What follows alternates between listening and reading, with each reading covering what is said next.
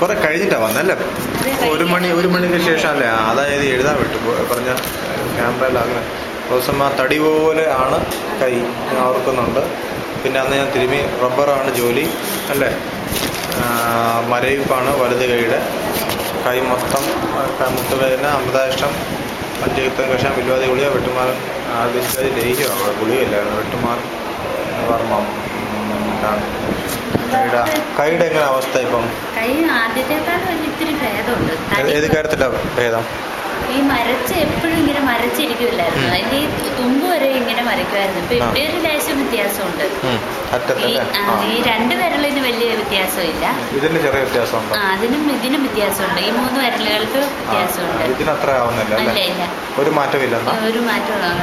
ആ തടി പോലുള്ള തോന്നൽ ഇപ്പൊ എങ്ങനെയുണ്ട്? അത് ലേശം കുറവുണ്ട്. ഇവിടെ തോളിന് വേദനയുണ്ട്. ഈ 2 തോളിനുണ്ട്.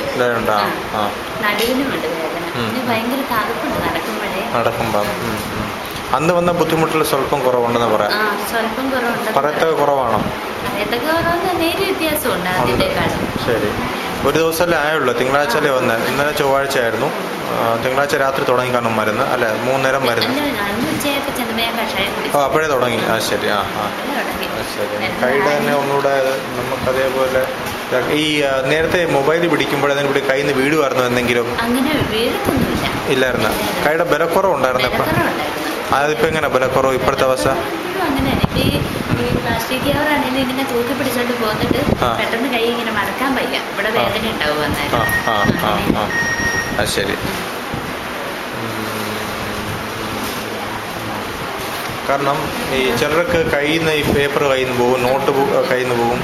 അങ്ങനെ അത്രയൊന്നും ഇല്ലായിരുന്നു അല്ലേ? അവരത്ര എളുപ്പമായി. ഞാൻ പശുവിനെ കറക്കുന്നത് കൊണ്ടും ഉണ്ട്.